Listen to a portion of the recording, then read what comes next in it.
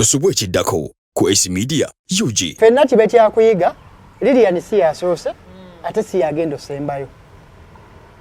Naye kati naawe onobeera mubatasoose nga basembayo nga naye tukudiscussing nti kino kyekyakola ki kyekyabaawo. Bayimbi bangi nga bw'amala ebbanga nga talinamu hiiti aba agenda kusiiwuuka emimwa kubanga alya ku stage kwokka. Waikibenda alina ebbanga lyamaze nga talina hiiti naye ng'ali bulungi lwaki. Yamanya nti ono Waikibenda akuba hiiti asobola otuuka nga talina hiiti. Mpaka records n'agisetinga ng'esobola okukwatirira Waikibenda ng'akola ki nga talina hiiti. So story ya Lilian ebyo byonna bikola ki mwebiri.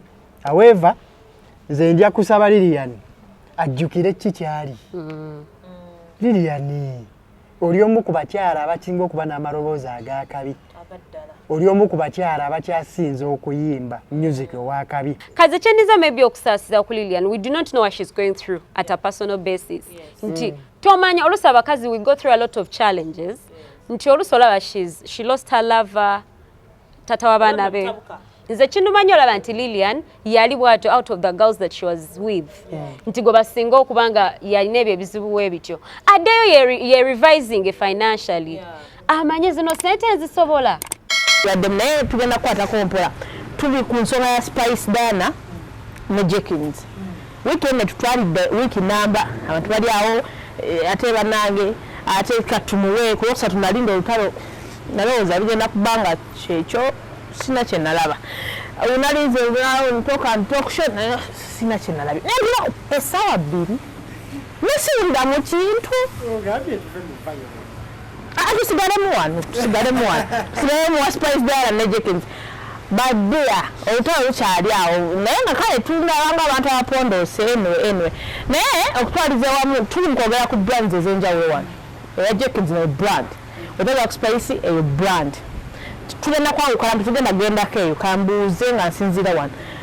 Pia public relations mungaba creatives abali wano mulowooza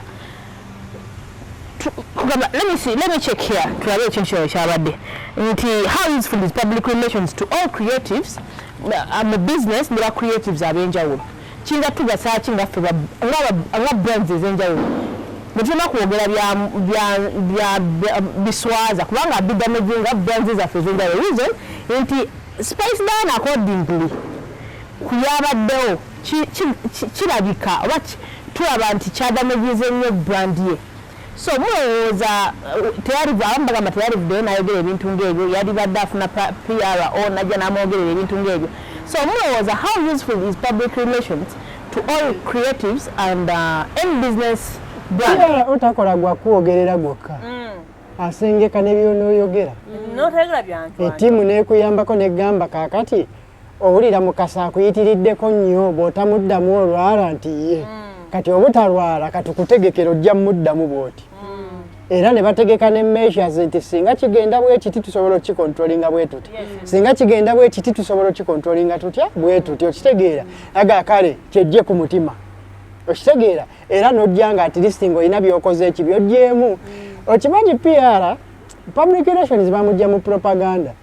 Okitegeera naye kyova olaba waliwo kye bayita regressive public relations agattako atoolako then wabawo ne progressive public relations. Ebiseera ebisinga omuntu asobola okujja mu public relations n'akuzannya sympathy card. Okitegeera Diana najja n'ayogera byayogera n'akitinga byakitinga n'amaliriza ng'ensi yonna egamba naye Jenkins lwaki okaabya omwana omuto naye kyoba olina totalina kwerabira nti teri mutaawe mula bw'owemula ate naawe oba ofuuse mukulu kitegeeza balina kukuba bya kikulu. Ate n'ekirala osobola okumanya nti Jenkins bwe yali ayogera ku Spice yayogera ku ki. Biri ebyemabega kuba wano mu maaso yabadde tannamwogerako. Yayogera ku craft we ng'omuyimbi n'ayogera ku stage teyabadde nnungi n'ayogera ku bino. Bw'oba oyagala okwogera ku Jenkins mulimu gwakola technical oyinza mwogerako ki. Kiki oyinza okujereegera ku side ye oba kiki oyinza okuexposinga. Nonoonye ebyo kubanga ffenna tuba ne weak points mirimu kyaki mirimu gyaffe kati n'ojja n'omukuba technical ng'okubye byakola. N'abayimbi ba Uganda balina obuzibu bumu nti abaawo nga n'endongoye nayo tagitegeera. Kati omuntu atategeera kye tasobola kutegeera kyamulala. Kati obanga towangayo budde kutegeera ndongoyo n'oli waba agikubye ng'agijereegera oyinza gidifendinga otya. then tosobola kuvaayo ate osome Jenkins kyakola omanye b'onaamukuba naye kati bw'oba ne ttiimu esobola okuyambako okugaidinga esobola okukola ki okuwa so public relations y'engeri brand yo gyewuliziganyamu n'abantu kati omuntu yenna akuyambako okusengeka okutegeka ekyo engeri gy'ogenda owuliziganyamu n'abantu gwe bayita PRO public relations officer buli brand eri serious emulina kati bw'oba tomuyina brand ye batannaba serious parliament brand emuyina era abaana baali batandisa exhibition yavaayo Chris Obole n'ayogera poliisi emuyina oba okkiriza byayogedde oba tobikkiriza abazze ku lwa poliisi n'akola ki n'ayogera kati naawe bw'oba ne public relations officer ng'ali official kyaliwo Deshi ne bwavuma ng'avuma ku lulwo gojja bagamba Deshi just kyali wange simanyi bwe kyamuyisizza ne muwagizi wange ebiva muze Mateuda PRO wange yalina obikola ki obi yalina obyogera gwe bodde ebbali ng'owejjerezeddwa nga abantu balina kulinda kiveeri Matilda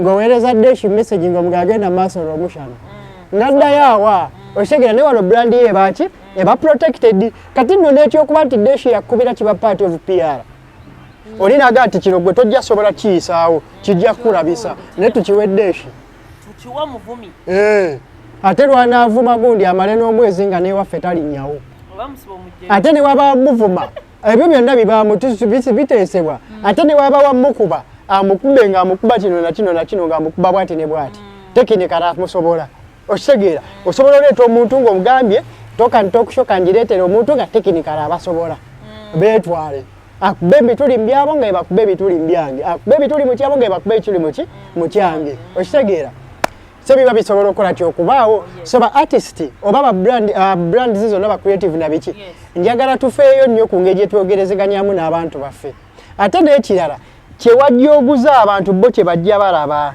oyinza okuba obadde controversial naye tebakubulyako ng'owemmula tebakubulyako ng'oyogera ebigambo ebibi okitegeera ebisukkawo okwo kati maintaining ekyo nti ne bw'oba oyomba okuyomba kojjukirenga nti abantu bange bangulako ki okitegeera so gye tunagenda okukuma nga underestimating public relations kijja kutuleetera obuzibu Abanigeria betwegomba buli kaseera betunyiiga kyobola betwogerako betwegeraageranyako kyobola nakugamba tubakoppako perfume nangoye batwalira ddala ekintu kya publications nga siri serious waliwo company bagiyita Anyiko public relations eri Kenya erina abayimbi ba Nigeria bayitirivu beekolera public relations mu East Africa nti bakimanyi nti ne mu East Africa twetaagayo omuntu agenda turepresentinga ng'ayisaamu ebirowoozo byaffe officially babana bawi bonna bonna ojja kubasanga bali wansi waki Anyiko public relations si malala si kuswagasa bakimanyi nti eriyo omuntu ateekeddwa okumanya ati kaakati mu East Africa singa tuba tufunye obuzibu tuli mu scandal bweti ne bweti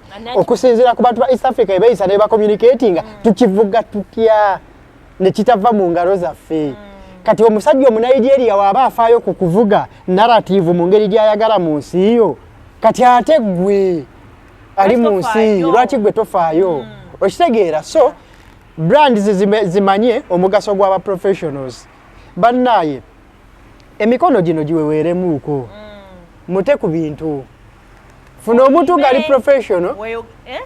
ng'ali professional okkiriza omusasula kolere abeeko byakuyamba temugaanira nye kigenda okubaleetera obuzibu mikono gino kola ki kukaluba singa emikono tegiba tegikaluba ojja funa n'abantu nga ba professional content creators nga basobola okugamba obadde agala vuma mukasa nti okimanyi ne bw'otamuvuma tusobola okukola nti tukole kino na kino na kino tukireete bwe tuti tuzimbire ku kino mukasa mwesonyiwe kubanga ojja mmaliza ogeze ebizibu by'otakoze eki by'oteetegekedde bwe ndyogera ku mukasa siri specifically nti yekka gwe ndiko ba creative zibonna ng'olina omuntu gw'oyinako ki gw'oyinako obuzibu omuntu ali mu public relations ziwo ng'ali professional asobola okuyamba si be bano bafaani be abali excited asobola okugamba nti yes mukasa muvume ne bw'omala okumuvuma kino kye kigenda okubaawo brand eno bweti ne bweti ejja tejja kigumiikiriza brand eri bweti ne bweti tejja kigumiikiriza kubanga bo bakuuma brand zaabo nga ziri clean kati be bamu ku bantu abajja bafacilitating emirimu gyaffe nene bwe tuba tetuvumye tusobola okukola bwe tuti ne bwe tuti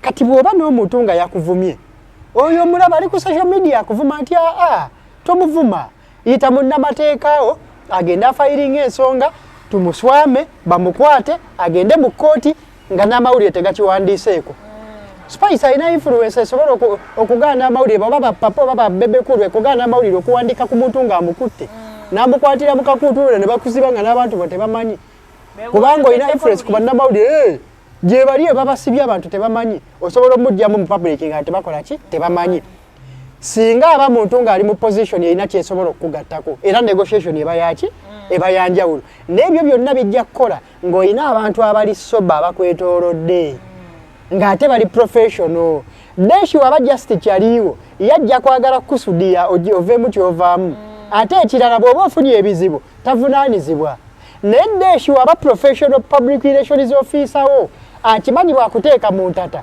brand yo bwegwendala tezijja mmuwa bajja kebera track record ye nga ye yali ku Spice Diana bwe yabeera ku Spice Diana performing ati abubi mu kwagala protecting image ye agenda protecting neyo munnamateeka ali professional nga ali ku tiimu yo tajja kwogera biri excitement just kubanga akimanyi alina license eyo protecting kati ajja kuwabula nga ali soba kubanga profession ye singa akuwabya n'otomera naye kiriko consequences ku side ye mwekuumireko abantu abali professional mu bempawalinge babakolere ojja kwekanga nga mu kwagala protecting ekikye amaliriza ateekeddwa nawe ku protecting akasente tukakolese bulungi twabala nabo balyeko kikidde Mati leo katumubuke.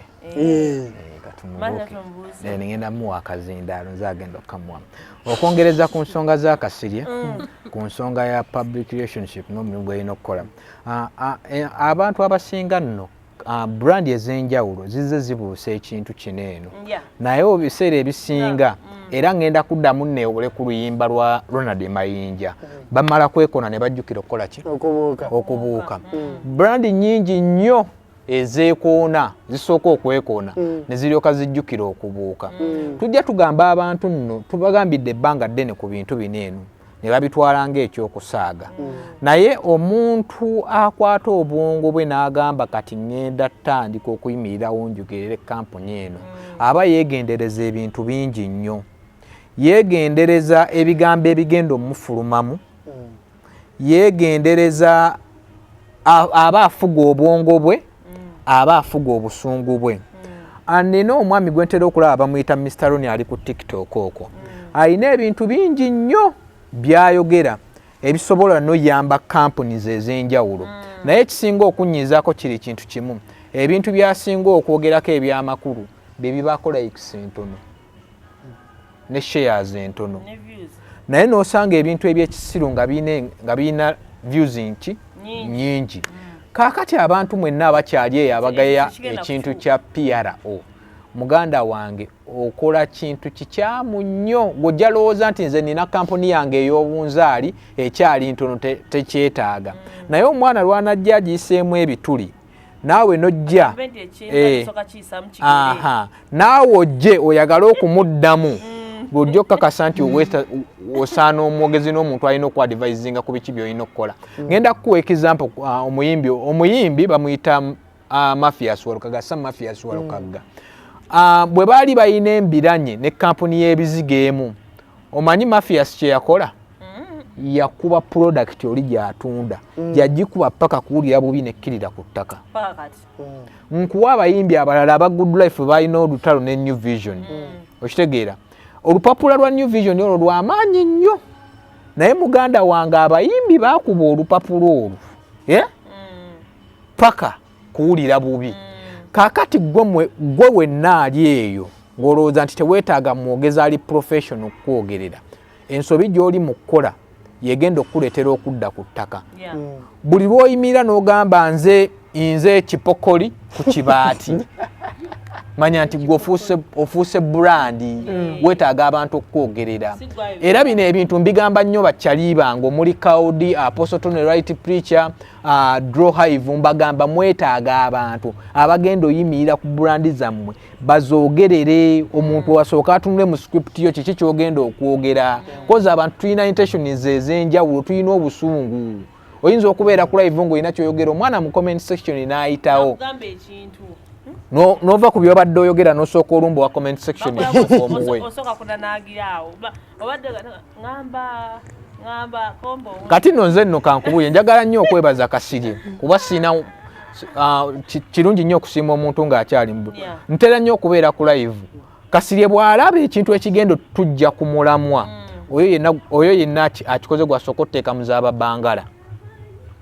oyo nesooka tumutereka abeera mu buloko tusooka ne tumutereka comment nevaawo abantu ne basigala nga bagenda mu maaso kitegeeza ono adifendinga nnyo brand ye ayagala nnyo protecting brand ye obutayokya kuba kimanye kiyinza ova mu comment section ng'oli ku live kiyinza okuleetera abantu abalala okukola ki okwonoona jjukira bw'obanga oyinfluencingira bw'obanga oyimirirawo ng'ogamba nyimirirawo kuba Media ne Spectra Saloon n'Adwin Wellness Center omwana najja n'ateekawo comment nojja n'omuweerawo kitegeeza zino zonna brand oziziise tosobola kufluencingira saloon ng'ovaamu ebigambo ebikyafu mu kamwa okitegeera kitegeeza abantu oba obasindika mu ki oba obasindika mu ddate baba tebagenda bayinga gwayimirirawo ku bo wooviiriddemu ekyo ekigambo woyisizaamu abalala eggaali nabo osobola okukola ki nabo bosobola okubayisaamu eggaali singa omusaala gulwayo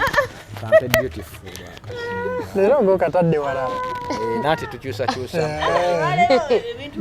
keya gyenfuna y'amaanyi nongabagamba otogera ku PR public relations wadde tubeera creatives okusingira ddala naye ne business ezimu gwenna business yo ng'olina ekyoto ekinene si bino byemukola nti nkola kubeeza omene yale but you have a big dream oyagala ogende mu maaso nti oyina public relations nakugani nayo mukwano gwange anjogerere abaana lwe bali kuba ebituli mu muceere lwajja okakasa nti amweta Guys, muvayizinga ekintu kino ekya public relations tukyagala ate kati egye tulaga twagala mubeera eyo ng'oyimirira eri nga tuvaako ffenna obeera ng'ovaamu wetaga omufaako ogerera nga nja kujana okuvuma effe nawe okiize naye nga mmene pyara owange Matilda ekibijja kujja ayogere Matilda tavuma naye kyolina okumanya actually tuli wano by the way naye nga pyara Media iye Matilda ebyendala ebya kusaaga kanga nze ndi muzibu nnyo bavuma bulandi okukozesa kwati gya kivuma tuwe kusera vuma Matilda tugende maaso how useful is PR or public relations to all creatives ne business ku byonna ebisinga mu nkulu Kasirye ne Desh babyogedde naye nze ku kyengenda okwongereza ku byaboogedde mukulu Kasirye alina wagambe nti no public relations is the way you communicate to the people that love you or people that follow your content wobanga oli bonna like abawuliriza bonna even haters are supporters because ba haters bafe in fact but supporting nnyo kubanga baba mukutua obutatwagala baba batambuza nnyo obuntu obwo buli abo yayogedde wano ne bakatambuza naye nga yetamanyi nti akwa publicity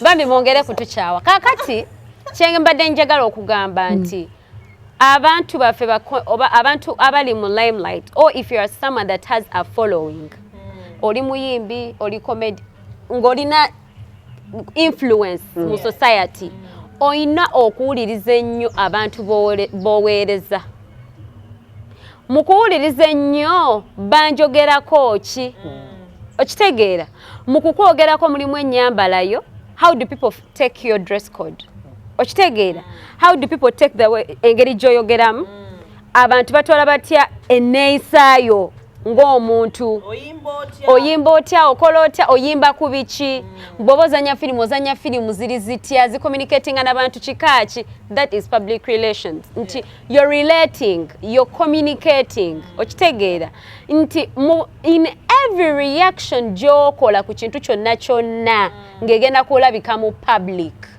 eyina obanga edefendinga brand yo ng'obula nga tegiteeka wansi mu bintu byonna ng'oli eyo oli muyimbi banene abantu betusinga okubeerako ennyo be bayimbi kubanga be basinga okubeera followed nti ng'oli muyimbi byokola bidefendinga linnya lyo oba ligiteeka wansi oba kitegeera kubanga omuyimbi naddala omuyimbi ng'aliko brands omeze nneekintu kye neewunya ennyo mu Uganda muno nti ogenda olaba omuyimbi nga ina brands za representing mu business. Let us say nga brands like Coca-Cola, simanya bichi companies, production companies, is serving abantu mu community. Brown skin media abani, SC media. Oba kitegeera nga kati imagine nga SC tebatumanyi tuno tuvuma. But your PR Matilda nasooka nafulumya akatambi akawerere. Oba kitegeera bagenda gamba ate aba SC batandise ddi ebintu bino. Mu public relations oba okola kusanyusa, there is nothing more. Buli chokola target yo ebeera kusanyusa. When we get back to Spice Diana has brands that she represents a lot. Abantu babiraba abantu okitegeera omuli Lato milk w'abaana bato, right? Inti mbeera nsuubira ne brands zinene zibawadde such gigs okubeera nga bali present mu bulamu bwabwe nga engeri gye barunningamu ekifaananyi kyabwe mu public. Nti gundi gwe representing a brand yaffe etukolera ssente nyingi okitegeera enneeyisaayo etugattako nga mukulu Kasebwe yagamba if you have a public relations ali professional aba agenda kugamba naye amanyi mukulu Kasi engeri gyo representing ekifaananyi kino mwatu kiri international nti ye oyina ebintu by'otagenda kukola. I'll give you an example. Waliwo ebitongole nga tosobola kugera ku busiyazi bubi. Homosexuality nga you cannot be homophobic. Tosiiga like tokidaabiriza tokikola ki naye nga because a certain community believes in it you can't be negative about it. Okitegeera, I'm just giving as an example. Inti olizoba olangira certain brand oba you influence a certain brand. Naye nga toyinza kujja kati nga ffe balina show nti toyinza kujja nobeera homophobic wano. Lwansonga muyina brand gye representing abairi mu eyo specific community gye baagala ennyo. Kati era obeera ne public relations ali professional agenda kugamba tukwegayiridde don't be homophobic. Oba obaagala oba tobaagala don't be homophobic. Tobyogerako kubanga abo be bakama baffe. Oba kitegeera nti don't let's say nga wogamba nti oyina brand gyo representing y'abaana bw'obanga oli mu representing abaana abato omuntu representing abaana bakusobola kujja ng'owemula. Influence means what? Kyokola bakikoppa. When they copy they do. So behavior yo abaana we bagira bagyegomba. Influence tekoma ku products zetu producing azo kanti nyimba ndi muyimbi but also our behavior. Inti wembanga ndimiridde waneeno nembera nga ndi wano nagenze nenvuma omusajja omukulu. If these kids landed on this video tomorrow nga mama wagiraba, what kind of manners are they going to learn? I would expect nti omuntu abadde in such a situation webanga bali mu serious company gye representing they call them for a disciplinary meeting. Nti munaye mukama waffe mukulu Matilda tukwagala nnyo naye ekintu kye wakoze it doesn't represent our brand well. Era ku company eziri serious bakujjako eyo ki endorsement. Baga marize ensonga zo. Okitegeera kubanga abantu amuwulira we bagamba ogamba ono Matilda alangirako gundi. Okitegeera nga mukulu Desh wabadde agamba nti most things that we do they get attached to the brands. Nti wababa kukati nze Matilda tebakyamanyi nga Matilda just Matilda bamanyi Matilda owa SC Media. Oba kitegeera kati buli kimu kyenkola no one is going to just say Matilda bagamba Matilda oli omuwala akola ne SC ku SC Media. So everything that I do kino banga ki representing SC Media mu kifaananyi ekirungi. Abantu betuweereza the community that our target audience etufuna ekyo kyetukola are they getting the message? Message tekoma just mu bigambo wabula n'enneeyisa yaffe. Kati nze kyeniza okugamba abantu abayimbi babaani bonna abali influential mu society mugezeeko okulaba kyoba omanyi omuyimbi mulina okwagala ekintu ekyo. Nze kisinga okunnuma ekira SC nti abayimbi bo bakyeba okuyimba it's like nga wogamba ngenda kutunda I don't know like they take it so lightly, they take their job so lightly. Chiriawo chityo, chiri chityo, kasana kuba show nefunayo bukadde bwange, you know, like they don't take it serious. Yes, kuba gwe kyobama ekyo kye balina soko okwagala gwe mulimu gwabwe. Omulimu gwabwe mu kugwagala ennyo bagenda kukola ebintu ekisinga obuzibu omanyi Kasirye. Okimanyi nti abayimbi b'e Uganda abamu bajja mu buyimbi nga bamaze muga naye okimanyi Matilda oyimba bulungi. Okitegeera nafuna muwandiikira then nafuna producer then nafuna ki oluso ina favor kikubeera oluso oli muwala mulungi bamanager bagenda kwanguyira okujja. So you've not really invested in it that much. Totadde kati nga esi akedde kumacha akoze ekintu kyakikoze. The love you have teberange ya muntu nti Matilda bakufunye bagamba tukuwa kamera tukuwadde kino tukuwadde kiri. Gwe amanyi ge wateka me know where you came from. So they do not have that element. Abamu baleyo nga bakirota njagamba omuyimbi naye tebateekamu to that extent. That is why tekibaluma kwonoona. They don't care about the image. Agamba yeah, nti nze nga Matilda sisuubira Spice then akwata simu ye kutandika kwogera just like that. Abamu balowooza management erina kubeeramu just manager, a financing. Ekintu ekisinga obukulu ekisinga ne manager wo, public relations officer. Kubanga buli kintu kyayogera. Yeah. Yes, era public relations officer abeera ali very professional in a way nti ne waba agenda kuddamu Jenkins Mukasa. Ajasooka maybe era yeebuuze kuba bitegeera. Abamutegeera ng'omuntu personally oba gyamanyi nti no Kasirye ayinza oba amumanya muge Kasirye sooka omuleko oyo guy. Okitegeera ali atya.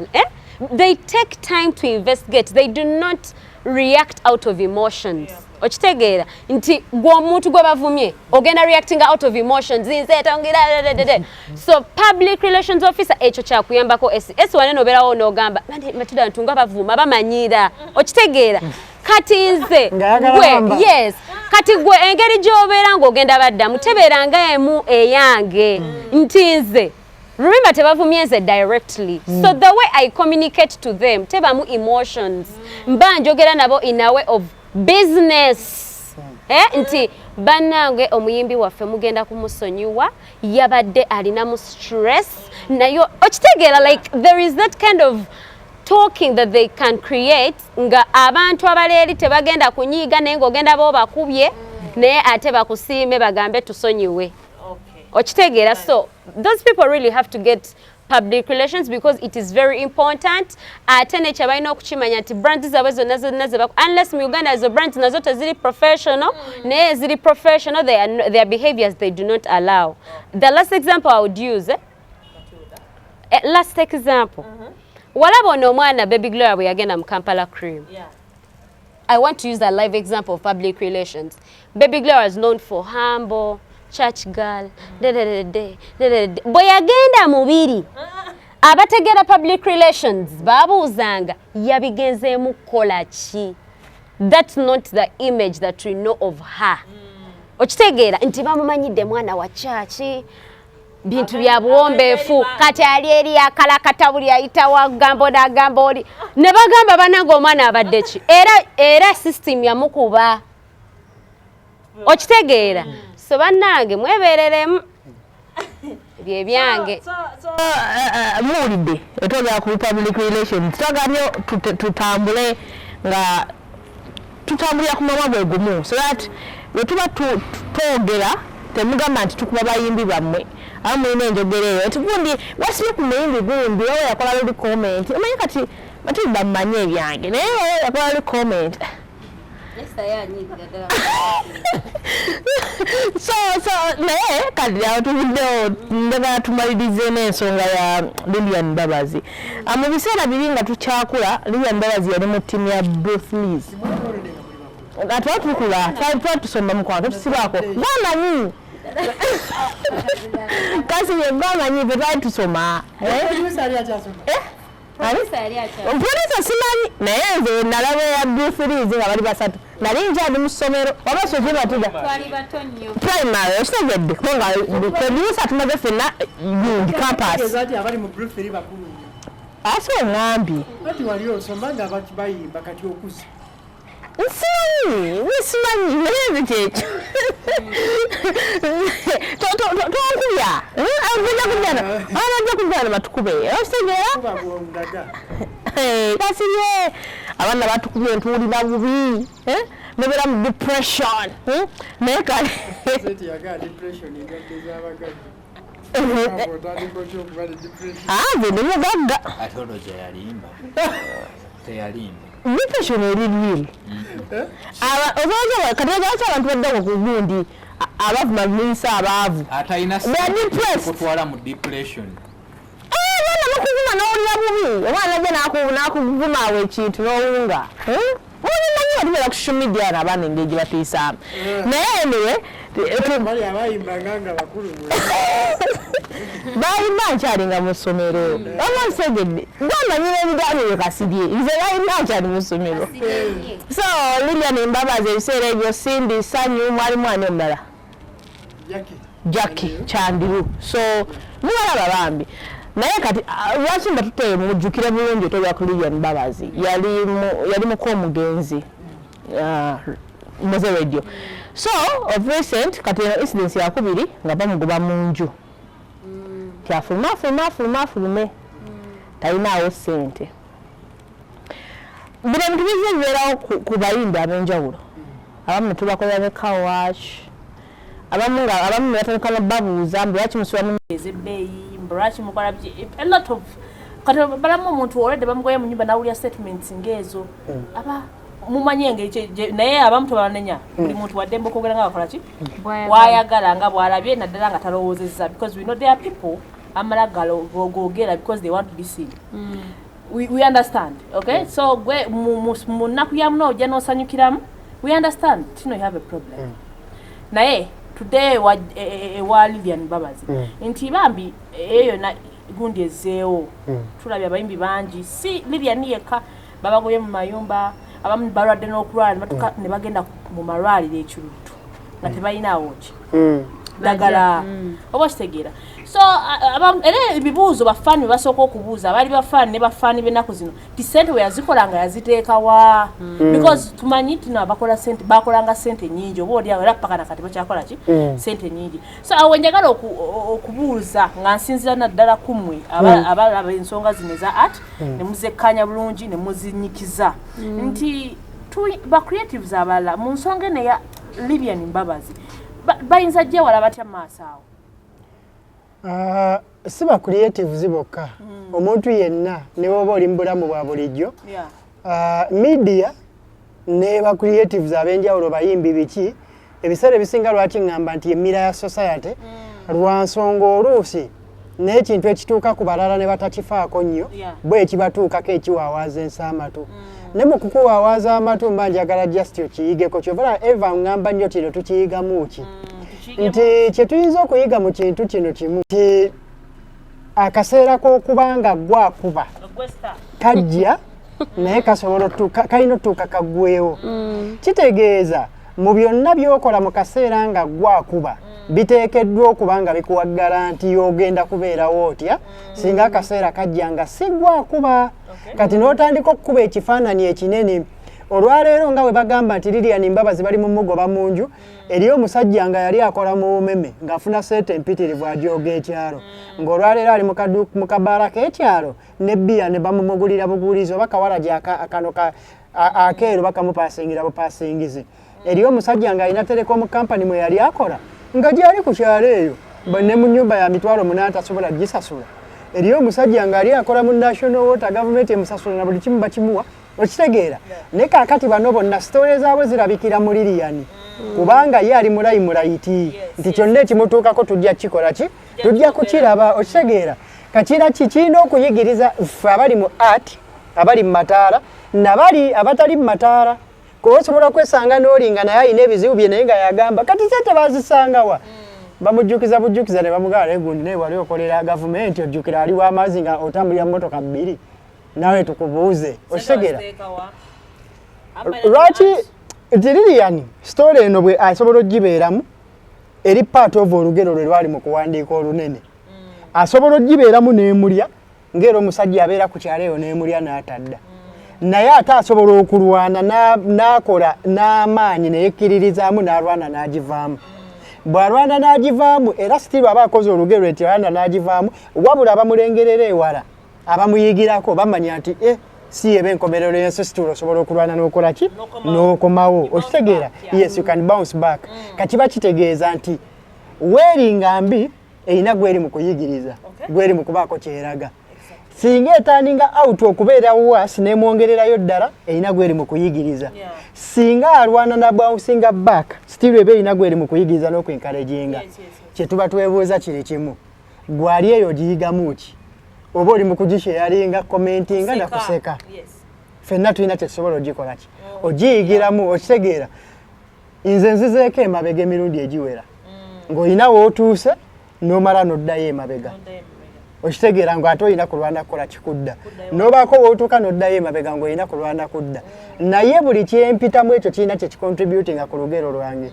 Nti oba osanga we ndiba nga mpangudde n'entuuka ku extreme, nsobola okudda n'ennyumya olugero olwo lubaako gwe tulina kyesobola okubaako kye lukola kyerulaga. So story eno ku mutendero ogusooka tugiyigiremu nnyo singa ogikubisa ku Lilian.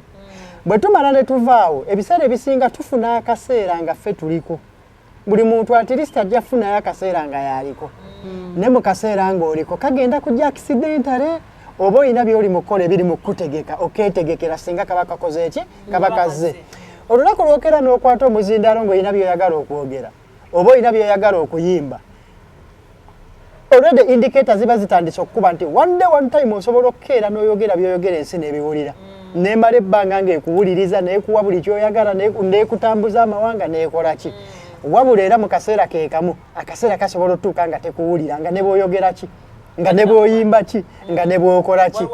Okitegeera waliwo abapya abakoze ki abazze. Lwe luli olugero olugamba nti n'azina obulungi ava mu ddiiro. Okitegeera? Kaakati ng'omaze okuzina obulungi ng'obadde mu kaseera k'obadde mu ddiiro ze bakufuuye ozikozeemu ki? Okitegeera? Kaseera kano nga tuli mu ddiiro wano nga tuli mu ddiiro bakufuuwa ssente bakola kifeva bazikuwa bakwagala waliwo ne bye bakusonyiwa ate mwana oyo atuzinira gundi yabayoza n'ebintu ye mmuleka awummule. Akaseera ke bakusindise ng'owummudde mu kisenge olina ky'oli mu kusoma oli mu kuwummula ng'ebakusindise okola ki? Okitegeera? So ffenna kibe kyakuyiga Lilian si yasoose ate si yagenda osembayo. Naye kati naawe onoobeera mu batasoose nga basembayo nga naye tukudisikasinga nti kino kyekyakola ki kyekyabaawo. Okitegeera? So ba creatives mwenna tutandike okweyigiriza ku kintu kye bayita financial literacy. Ebimu ku bintu byempa obudde byembeeramu ennyo mbeera ku online okwo nga ndaba ku bantu aboogera ku financial literacy ku mutendero oguli loko oguli mu East African level oguli ku African level ne mu nsi yonna. Mbeera waawo nga ngezaako okugoberera n'entonolera bannabitone bangi abaali ab'amaanyi abali mu mbeera embi olw'ensonga eyo. Michael Tyson mukubi wa bikonde yakuba n'atuuka ku peak ey'ebikonde n'afuna buli ssente n'afuna buli kyayagala. Ne Michael Tyson yatuuka n'aggwamu n'addayo ku fulaati. Katonda yamuyamba n'amala n'alwana n'akomawo nga takomeddewo nti ne ssente azifunye mu bikonde. N'ajja mu bintu ebirala byalimu kati alina n'obutabo ali mu real estate ali mu bintu eby'enjawulo yakomawo. Okitegeera? Olugero lwa Michael Tyson lwawukana n'olwa Mayweather. Ti Mayweather abikuba ne bimuwa ssente. Naye n'ayinvestinga bulungi olwaleero alina ssente akyayongera ku investinga. Mayweather asobola okuba nga alina kye yayigira mu lugero lwa Tyson n'agamba bw'okola ensobi bw'eti ojja kukkirira. Okitegeera? Bw'okola bw'oti ojja kukola ki? Ojja kwambuka. Mu kaseera nga tutunuulira tudisikasinga abalemeddwa tufunayo obudde ne tucelebratinga abakikoze ne tugamba naye gundi ye tekyamulya lwa nsonga akola bw'ati ne bw'ati. Okitegeera? Oba ffe tulinda lw'ebyonoonese lwokka lwe tucelebratinga kuba tuyalina bangi ng'omulaba nga ye yajja n'akikuba n'akimaintaininga n'investinga mu bintu ebirala akaseera ke kaatuuka ng'avuddeko wano n'agenda asaavinga ewalala. Ba Steve Jean akaseera ke kaaliko nga yali wano ye producer aliko yakola ki ziddole y'omwana ziki naye yamanya kajja tuuka nga si yakola ki nga ba producer balala bazze ne yeetegekera fenoni ye n'agitwala mu events. Yava mu kuweereza wano kati ali wali. Benoni n'amanya nti kano kaseera kange nze producer aliko nnyimba ne kagenda tuuka nga sinza aliko n'akola bulungi ne yeetegekera akakola ki akaddako. Bayimbi bangi nga bw'amala ebbanga nga talinaamu hiiti aba agenda kusiwuka emimwa kubanga ali ku stage kwokka. Waikibenda ine banga lya mazenga talina hit naye nga ali bulungi lwaki. Yamanya nti ono Waikibenda akuba hit asobola tuka nga talina hit. Mpaka record zinaji settinga ng'esobola okukwatirira Waikibenda nga akola ki nga talina hit. Wanongo oyambuka eba sure kiri very sure nti buli woyambuka olina okuddukirire. Naye buli omu abadda engeri gyogenda okulandinga yanjawulo. Eriye yali ayambuka bwati n'abaako byategekaawo n'ategeka eddaala wali n'ateekawo ekisponji wano n'ateekawo ki nti ne bw'anaaba akomyewo ajja kulandinga okwo. Ne kati waliwo ayambuka nga yambuka bwambusaligabbalategeera kati nga talina byategese wano. Bw'atuuka wali n'akoma nadda agenda kubawo omutwe akole ki bw'atike okitegeera. So story ya Lilian ebyo byonna bikola ki mwebiri. However nze nja kusaba Lilian ajjukire kikyali. Lilian oli omu ku bakyala abakinga okuba n'amaloboozi ag'akabi. Oli omu ku bakyala abakyasinze okuyimba music ow'akabi. Erinnya lyo gye liri mu nsi ekutegeera. Kitegeeza okyalina omukisa ogukuba ennyimba ne bazimanya. Zisobola obutaba hit nti zigenda waggulu nnyo naye zisobola okusustaininga at a certain level. Osobola ofunayo abawandiisi abalungi b'otuula nabo ne baproducer ne mutandika okolaboratinga. No revampinga music career yo bwotyo. Okitegeera osobola okubeerawo n'ogamba kaakati kanfuuke content creator nga njogera ku ebyo bye nalaba n'experience yange mu ndongo. Ku TikTok okwo ng'ojja n'onyumya kubanga olina capacity ejja n'okukyaza abalala. It is the time you tell your stories. Muleke ensi okubanga yeeteringa story nga ffe tuziteringa ne tuziryamu. Namwe musobola oziteringa ne muzikola muziyamu. Kisoboka okubanga akaseera kaako okuweereza ng'omuyimbi kaggwako. But that voice is so beautiful. Osobola ofuuka podcaster. Ate omanyi ovanga ku podcaster gy'okubanga ajja kuba anyumya ekiboozi awo ng'ate bw'ateekamu ne kamelody bwakuyimbiramu. Kiba kibeera entertaining, kiba kinyuma. Ojja kukiraba nga kikola ki nga kikola. Naye mu kusimba ebyo olina okumanya nti ozzeeyo ku zero olina kyoli mu kuzimba buto. Ebyo byolina okusooka okumanya cut the expenses. Buli wootuuka ng'ohiitinze bba kyolina okusooka okulowoozaako cut the expenses. Bw'oba obadde muntu ya miliyoni 3 ddayo mu y'emitwalo aga. Abantu bagenda kuseka nti oli mu ya mitwalo 5 naye tebajja sseka nnyo ng'eba naakugoba mu y'okusatu. Ate ne baseka ng'oli mu ya 5 zzeeyo tofaayo. Kubanga bw'onooba ng'oyambuka okuddayo bw'oti tebajja bifaako tebajja bitunuulira. Buli woba ne comfortability y'okugamba nti kiganye kanzireko emabega osobola okuba osobola okuwangula mu ngeri Lilian take a step back. Osobola okuddayo n'orivisinga bw'obanga tokyasobola byakuyimba you can become a podcaster osobola okufuuka ekintu ekirala kyonna naye olina okumanya nti olina agenda ofuuka ekirala upcoming mu kyo si ya Lilian. Kitegeeza olina okuva yonna waggulu gy'okola kigyoli oba badde oyambala engatto ya mitwalo 3 ddayo oyambale y'etaano. Bw'oba badde oyambala olugoye nga weekuba perfume ya miliyoni ddayo ya mitwalo 10. You cut the expenses as much as you can oddemu ozimbe buto obulamu bino bibaawo. Tekisoose tuuka kugwe tekigenda semba kugwe wabula decision z'okola ze zigenda okuyamba okukola kikudda. Toguliriza abantu bagenda kukuwaga nti kanzi kuweereyo oyo ayagala okuweerayo ezenju. Tesa ne landiroodi waba asobola okukkiriza omuweeko hafu enju gifulume hafu ya sente ezo giinvesting mu gadgets ezisobola okuyamba producinga kyonna kyoyagala okuddamu. Togamba nti ate bakuwadde sente miliyoni 16 bazikuwadde ate oziwe landiroodi tolina garanti onoogisasula otya ogisigalemu. Take a step back. We have taken steps back. Nze kubuulira ekimu ku bintu ebisinga okutaasa omuntu ng'abadde atuuse n'akuyitinga bba bwekukkiriza nti kati wano weetuuse ekyo kiganye siyina gye ndaga ne bwenkaka nakkiriza n'abeera humble enough n'akomawo n'akatinga expenses. Okimanyi eriyo omuntu asobola okuba nga yagenda n'ewaka yavaawo n'apangisa n'abeera ng'abeera yekka n'atuuka ekiseera ng'alina okuddako ewaka. Ekiyinza okumuleetera ebizibu butamanya ddirwa alina okukkiriza nti kasooka enzireyoko ewaka.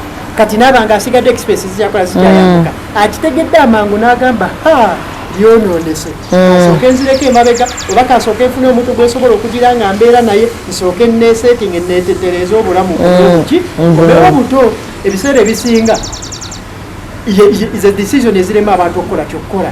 Oyinza okuba obadde ovuga benzi ngeri mu miliyoni eyo naye ng'ebizibu by'ofunye tokyasobola kubeera mu apartment ekyanja tokyasobola kuvuga benzi eyo the earlier we realize noga basic esooka eveewo kanzireyo mulawumu oba kanvugeyo wiishi mpola mpola ezo sente kasooke zibeere ku akawunti oba zikomewo zitaase bizinesi yange oba ki kyonna sente zembadde nyononera kuredi kanzikakkanya esooka ekomewo oko wano mmale okwetegereza ki ekikoze eki and you can come back better singa onoobeera mu mbeera nga bigaanye nga oyagala sigala ku levo kwe bigaanye ojja gweddalo kawedde mudda.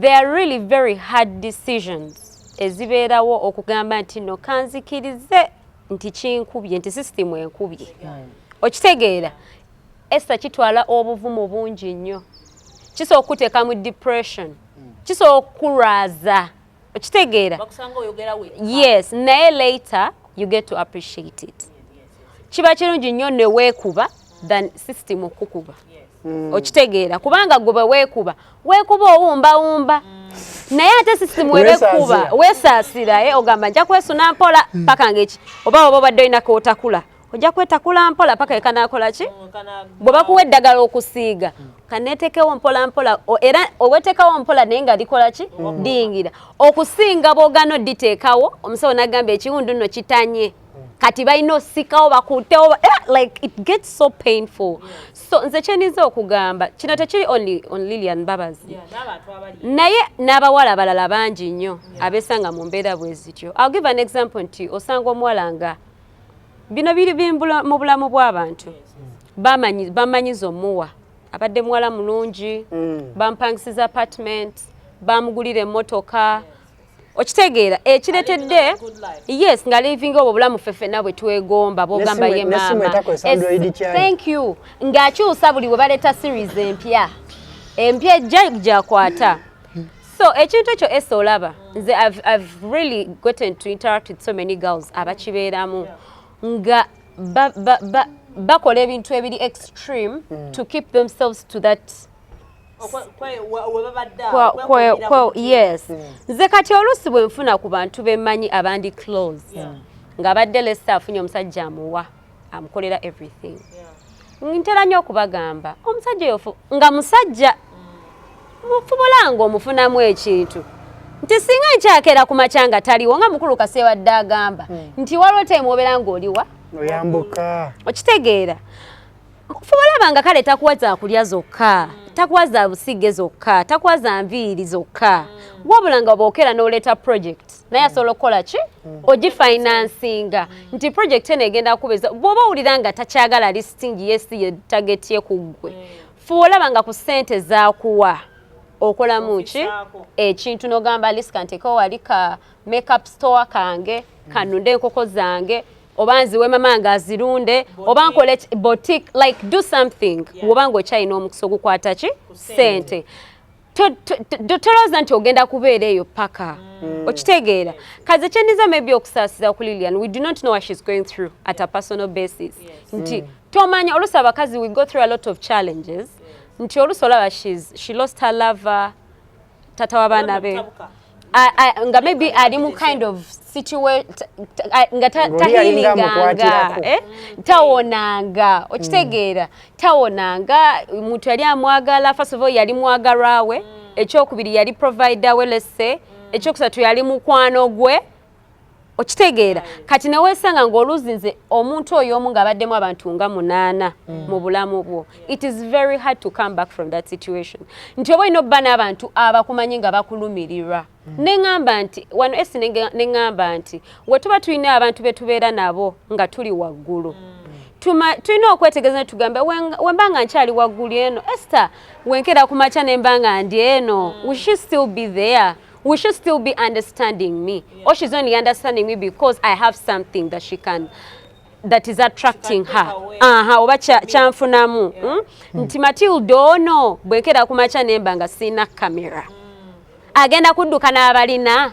Oba jagamba nga munange tuyiye tukole ku kino. Oba kitegeera nti abantu ebiseera ebisinga we babeera eno. Baagala nnyo okolagana n'abantu be balaba nti bali nabo. Naye nga in most cases abantu b'osanga eno tebatera kwagala nnyo okulaba bali eno wansi waabwe okitegeera era bw'obalaga nti okkiridde tebatunulako eno wansi kulaba gundi abadde wanaliwa okitegeera for them they will go n'abagenda okitegeera kati abantu bonna gye mubeera making sure nti woba olina Esther nga ye asobola okufacilitatinga obulamu bwe buli lunaku ku kakadde kamu gw'osobola esi yaspendiga kakadde kamu by example oyogera agati pakyakulabira kubanga Esther ekintu ekisinga otuleetera ekintu ekisinga otuleetera ekintu ekisinga otuleetera obuzibu Esther nti Matilda ndaba Esther akwata iPhone 15 nange njagale iPhone what 15 tetugenda kumalako tugenda kwekuba okitegeera olusi temwekuba like remember Esther yalinze obanga taata we mugagga nnyo nga yazimuwa okitegeera nga gw'olina kugifunira mu bulwadde kwedibaga n'abantu oba kitegeera gw'olina okwata omusaala gwa miliyoni zo ozibale bw'oti oleme okukola ekintu ojja okwata ogulemu ki iPhone 15 gw'oleme okwata ssente z'okuzivestingamu ekintu ekigenda okubeera nga kikudiza amagoba ogambe nedda naye nange njagala emmotoka remember a car is a liability bwejja etwala butwazi emmotoka tejjangako kwongerako ekwongerako just kutambuzaamu naye tekwongerako wabula ekujjako nakuba butakuba nti ejja kukola ki kujjako kati weetegereze nnyo decisions z'okola kubanga mbulamu ebintu ebisinga otuleetera obuzibu the choices that we make the things that we prioritize priorities zaffe zituleetera nnyo obuzibu nti gw'oliza oba olowooza nti priorities jjukira ffenna tulina zanjawulo n'oba olina okutunuulira nnyo priorities ezo nga tezigenda kubeera nga zikuaffectinga nnyo financially nti wenga decision gy'okola in your financial kind of space ekuteeka nga oli even in most of the situations okitegeera mukulu kasiri nti abantu abasinga mu ba celebrities ayagala aveyo appearing nga Bebe Cool oba kiraba naye Bebe Cool abadde mu yo system for how long omwetegereza jjajja sente ze gwe omwetegereza jjajja sente ze okitegeera gwoze n'oli bubeezi upcoming naye oyagala ovuga emmotoka nga eya Bebe Cool. Bebe Cool has been in the system for long ayina investments ze zaakoze ayina wajja amagoba ge newokutaba kuyimba okitegeera naye ate gwe oyagala ojja okole ki obikube nze kindumanyi olaba nti Lilian yali bwato out of the girls that she was with nti gwe basinga okuba nga yalina ebyo ebizibu we bityo addeyo ye revising financially amanye zino sente ezisobola rent gwe bamugobera wammeka not every time people are going to be coming to bail you out ate sente ze bakuwadde teziyildinga bazikuwa ne zikola ebizikoze ne zigwawo okitegeera abo bagamba okumuyamba omusasulira rent how about just give us something to do to help her ne omwezi ogujja asobola okukola ki okusasula Lilian is very talented okiraba ayina a lot of gifts she has a following aliza n'okuba nga tagenda kugamba nti noba agenda kuyimba but she has an experience nti asobola kenyini ocreating essomero lya music n'agamba nga abazadde nina nnyumba yange waliwo empangisa abalina abaana bali interested in singing nsobola basomesa becoming a vocal coach abasobola n'okusomesa bayimbi banne okitegeera abantu bangi nnyo badde nga bagamba Shiba tamanyi kuyimba but she's a friend to Lilian okitegeera ate omuyimbi amanyi so if you're my friend tulina okwegattako munnange ondaba yalaze nkuba Esther naye nina kino kyemmanyi gwe kyotakola ki kyotamanyi how about wejja nenkusomesanga vocals okitegeera yes kubanga labayo this is your friend meaning Essie I'm not going to get offended nti abayimbi bangi mu Uganda abatamanyi kuyimba nga Lilian naye ng'asobola basomesa mu mutima mulungi n'abagamba bannange gundi nakuwulidde oyimba bulungi naye vocals zikola ki zibulamu I'm having a program ngezaako nakikola nga kibiina kiri kyakyamanyo nga tebamanyi nako nti naakola ki naye ye ng'omuntu n'abo abantu babakoze nabo eyo plan bakimanyi mu bazungu tulaba nga baba ne ba private vocal coaches mulaba muntu kuvayo kuyimba bulungi nga temulaba nga ku vocal coach naye nga amulina okitegeera namugamba munnange homeschooling eba yanzito wemba nina okujja ku apartment yo bukadde obwo omwezi okitegeera kubanga aba alyamu naye lwakuba nti mu industry yaffe people tebawa budde kwetegereza nga bwe twagamba wano nti Abannayuganda twagala nnyo ebintu ebyangu tetwagala bintu bizibu let her really go through haku stage atunule nnyo potential. She has a lot of potential, ate not just for herself but even to the industry. Kuba kisoka aginamu experience agibaddemu ebbanga ddene, alina emikwano, alina connections. Just as saying I'm Lilian Mbabazi, okitegeera kiwa omuntu omulala opportunity oba okiraba. So n'olwekyo omukyalo oyo tumugamba let her go back home, yebake kalirike alowooze bulungi akozese nnyo ekitone kye. Aliza obutagenda ku stage, maybe ayina ebimuta, I don't know, maybe she's going through certain things ffe betutamanyi, naye agezeeko okulaba nti afuna help gye yeetaaga. If she needs a counselor amuyambeko okuhealinga, okitegeera. Ebyo ebyange ayina gy'alaga ali kubula. Anjeko anyway, tumaliriza Desh. Lilian Mbabazi. Omanyi olwaleero natambulidde nnyo mu nnyimba. Waliwo akayimba mu church ke batero yimba biggwawo ebintu by'ensi eno biggwawo. Naye Yesu taggwawo. Ekyokubiri ngenda sooka nsiima abantu bano babiri. Abantu abalaba SC Media njagala mugende mutunuulire content w'abano abantu. Asooka ye mukwano gwange muganda wange tutudde naye wano Kasiri Adam Kadi. Njagala ogende ku YouTube ya Kasiri Adam Kadi otunuulire video n'ebintu byazaayogerako olireetinge mu bulamu bwo obwa bulijjo. Gwe wenna ali eyo. Oba oli muyimbi oba olina ekintu ekirala ky'okola, ogende ku akawunti ya Mr. Roni ku TikTok. Otunuulire ebintu byazaayogerako about business n'obulamu obwa bulijjo olireetinge ku bulamu bwo. Ogende ku mukyala bamuyita Marjorie kandabe waneeno. Marjorie Nantambi, personal growth, financial coach, ali ku Instagram, ayogera ne ku social life. Ali ne ku YouTube. Genda otunuulire video ze zonna. Ogenda kubaako ne kyoyigamu. Obuzibu obusinzo tusumbuwa waneeno. Abayimbi baffe n'abantu abalala they underestimated content ono.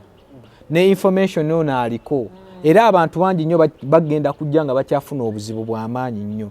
Lilian Mbabazi si ye muntu asoose okugwa mu ekyo ekizibu ky'okumugoba mu nnyumba. Abantu bangi nnyo nga Kasiri bw'azza kugamba nti babadde n'ebyo ebizibu eby'enjawulo. Ebiseera ebisinga ffe tutunuulira nnyo ku kye twagala than kye tusobola. Oyagala kusula mu apartment naye ogisobola. Oyagala vuga mmotoka naye ogisobola.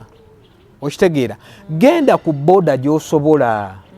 Bw'oba tosobola kuvuga vitizi oba IST, linnya taxi gy'osobola. Bw'oba osobola sula mu nnyumba ya 25,000, siraba nsonga lwaki oyagala osule mu nnyumba ey'3,000,000 gy'otagenda sobola kukola ki. Kwegamba ffe ebiseera ebisinga tulowooza nnyo ku bye twagala than kiki kye tusobola. Kyova olaba abantu abali mu tulubange erya Lilian Mbabazi tukyafuna nnyo bangi segwe tusembyeko okusembako. Ekintu ekirala ddayo fumiitirizaamu lowooza ku bantu bangi nnyo abagudde ne bayimuka Essi ne Kasiri ne Maati. Nga nze omu ku example eziriwo living example. Buli bw'otafumiitirizaamu n'ogamba naye kigaanye kati nzirewa. Bwe kibanga ekyokusooka okuddayo keewammwe oddemu kyekiriwo ekyangu kyoba osooka okukola. Tofaayo ku baki abagenda okutunuulira akomyewo ewaka ennyumba yamulema kino bwe kiti kyakulema. Awo kikuyambako okweseetinga kozi oba osazeeko ku kositi kuba gy'okoma okuwangaliramu eyo ennyumba gye bakoma okukukyajinga n'okuvaayo okukuswaza. Kanyambala ekipale kyange ekimpi kye nsobola okwegulira than okupangisa engoye ze bagenda okunnangira enkya. Okitegeera, kozi akulangidde ye akulangira kukuswaza nti n'engoye yazijjanga waneeno. Era kiddayo ne ku bayimbi baneeno ajja no body shaming omuntu. okitegeera kozi agenda kujjayo Bwiino mungi nnyo akukwatako ate agenda okukuba okuteeka wansi kaakati tulekeraawo okutunuulira bye twagala thani ne bye tusobola kola ekintu ky'osobola bw'oba osobola kusula mu nnyumba ya mitwalo 3 sulamu eyo gw'osobola okusasula thani okwegomba okusula mu nnyumba ey'obukadde 2 bw'ogigenda oweera emyezi 3 nga bakubanja obukadde 6 bw'otagenda kukola ki bw'otagenda kusasula kaakati Lilian Mbabazi njagala oddeyo mu kiripu y'akasirye nga bw'agyogedde yonna reflecting ekisooka Lilian Mbabazi ali talented amanyi okuyimba mukyala muzadde twamulabako nga influencinga ne company ez'amaanyi waneno nga Prudential okitegeera kaakati abantu company nga Prudential bwe kutunuulira ng'oli mu ezo ssaga tolina kyogenda buulira bazadde abali eyo era bo bagenda kwewogoma ebbali okitegeera badde nsaba mufuneyo abantu abagenda obbawabula ku bintu ebimu Andrew Kyamagera asiba ayogera ku financial literacy okitegeera mupangise omuleeto amubuuze nsobola ntya okwezza engulu Majorini Nantambi ayogera ku bintu bino Kasirye wali ayogera ku bintu bino ate eno generation knowledge wabwerere tomusasulira buli kyoyagala okiteekamu kitegeera bannaye tuddeyo twetegereze tuddeyo tukole research bino mbigamba mikwano gyange Bolton Serunjoji saagala kulaba mu situation yemu nga omukyalo ono gyalimu Apostle Tony Wright preacher saagala kulaba mu situation yemu nga omukyalo ono gyalimu because bano bonna benjogerako ba creatives Akaudi saagala kulaba mu situation ngono omukyala gyalimu Aroma saagala kulaba mu situation ngono omukyala gyalimu Matilda saagala kulaba mu situation ngono omukyala gyalimu n'abantu abalala mwenna information eno tetugiteerayo bisolo oba bisenge tugiteerayo bantu nga mmwe kino kyekisembayo gwe wenna ali eyo oba oli wa bizinensi ki oba okola ki njagala okola ekintu ky'osobola thani okwegomba kozesa bwongo tokozesa maaso so tweyanzeege kuva gye twatandikidde paka gye tukomye kansuubire naye tubaddeko mu entertainment gye naye ate n'okusomesa kubadde kw'amaanyi olina kyoyizeemu guys twebereremu akasente ko tukafuna abakafunye naye tukakutte tutya okitegeera ebyokubeera ewantu elinagamba tugule mulye tugende wano baddiya oba tugeza nga akasente tukyakalina obanoonye nga tokolaki kyalaba so ofuna akasente ako planninga bulungi okitegeera then ate abakyala kyawukanamuko a lot is going on ne bambi Lilian katukuteeke mu ssaala n'abakyala balabalabiye ku Lilian okitegeera si mububi wabula mu ngeri yokulaba nti fenna tukola ki tuyiga nti ennaku zikyukakyuka leero biba bitambulawo ebiti ate nkyene bikola ki naye kyetusinza okwogerako nnyo kyetuyinza okiyita acceptance please accept yonna embeera gyobeeramu eyo yokka gyosobola ogisolvinga kwe kusooka okudda ebbali n'okkiriza nti ekintu kituuseewo yengeri yokka gyogenda okufuna solutions naye buli lwotakkiriza nonera okulemezaamu ogenda kufuna looni ate looni olina okufuna looni esobola okusasula looni oba okutambulira mu bulamu obwo bwe butyo so tufune oba ennyumba badde muyasa tugiveemu ngamba sigamba liye naye n'abalala bangi mwatandika mu nyumba mwali mu ruumu emu nemuvaamu nemufuna ku sente mu ruumu 2 woba tokyalina sente ddayo mu ruumu emu si mbubi woba tokyalina sente za mmotoka birina kugifandi nga tolina mafuta sokoddeyo ku piki oba ku muki ndiya taxiyo ddayo abasobola n'okuvuga ku gaali tuvuge tetwavugana mu covid yeah so please accept sente ate nga bagamba nti tekiri wammwe mwekka naffe ffennyini tubeerayo eyo nga bigaanye naye bigaana tusiga take a step back wabadde osasanyiza emitwalo 10 n'osasanyayo emitwalo 3 oba okyagifuna so please beera mwegendereza mu nsonga ng'ezo yona gye tuvudde ne gye tusembedde thank you so much abatulabira mu nsi ez'enjawulo tusiimira ddala okay yes naye nga mpisawo akalango kabakama wange yamalifani abayisiraamu abakyagenda maaso n'okusiiba wala Mauritania osobola okubeera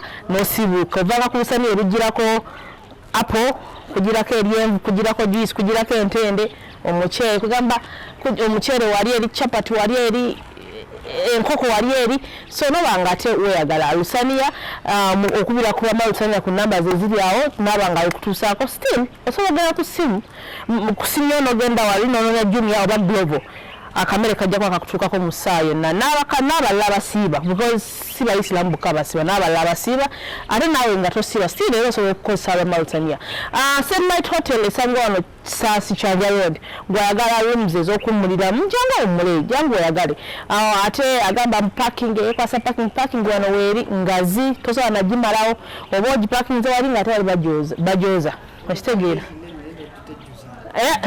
ovuga ki Sinotrak Anna ejao no muntu avuga Sinotrak nga just agikozesa bibi safari ngali mufuso ye yeah so you come to Satellite Hotel yes by now Satellite Health Club wabera mu gym jangu abana bakochi abaliko obulungi abasobola okusitula booti n'olyanga oli ku abana okitegeera balabika bungi balina omubiri okitegeera balina sauna balina steam bath ate kasenda babiri basatu bana ka discount kabeerawo yes so jangu osobola okusasula bw'osobola okubeera ng'olina akasente kulingana nzinja kusasula monthly saba buli kaseera kukwata mu nsawo okitegeera yes balina akamera akalungi buli kimu weekiri mwe baana bamupiira mmwe onyawoonye so you come to Satellite Hotel Saasi Kyanja Road mudakiika emwemu yomasiibula kadda gundi beshi ekineewuunyisa leero gye kisoose nti host yasiibudde oba kati bwe yasoose okusiibula oba bwe tunaasiibula ye agenda kukola ati tukomaawo shewedde amannya agange bampita Kalisa gwe bwenna abali eyo zi corporate company zonna nga mwetaaga okusambamuko kapiira akasaawe kali kamu bakayita Adwin Wellness Center kasangibwawo Kiteegomba Kasangati Spectra Saloon yeyo kasaluuni yakakasibwa okukwata mu mutwe n'okusiba enviiri n'okukola ku nsonga z'enjala ne fashion ebisigadde Silver Star Events n'agamba bw'oba weesiga ku bintu byonna eby'emikolo kwanjula nneka kukyala birthday parties nammwe abalina edduwa mu kiseera kino eky'ekisiibo bw'oba okwasaganya bokka wamu ne Media Mukama abankuumire mu byonna by'ogenda okukola weekwase nnyo Katonda sooka osabe. Banange aba Ebibye mwena omukwano guli wano baba namalako kyokka ate n'engoye ziraga ba bibiina byanjawulo ebyobufuzi kyokka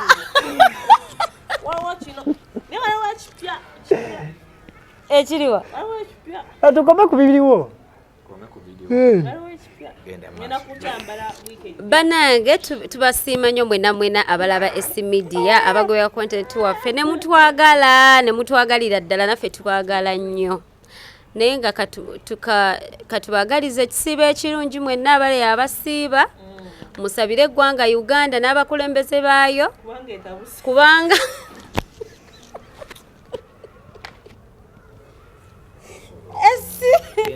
amma bannaye abatulaba tusabire eggwanga Uganda n'abakulembeze kirungi nnyo wama mukulu Kasiri okusabira abatukulembera kuba tebali perfect okitaba tebali perfect musabire eggwanga lino eno bazadde b'abantu nabo mubasabire kubanga empisa zonna ze tutandika nazo mu system ziva ku bazadde baffe njagala nnyo okutumira tulaba eyo mu diaspora abatwagala ne mukubanga tetubamanyi naye nga mutwagala nnyo yes tubagala nnyo bambi. Thank you guys so much for watching and always following. Mwongere muyite n'abalala mbagambe eno wali ate kyemutannalaba kyokya nze bye byange ebyo mweraba tumaliriza bye goodbye good night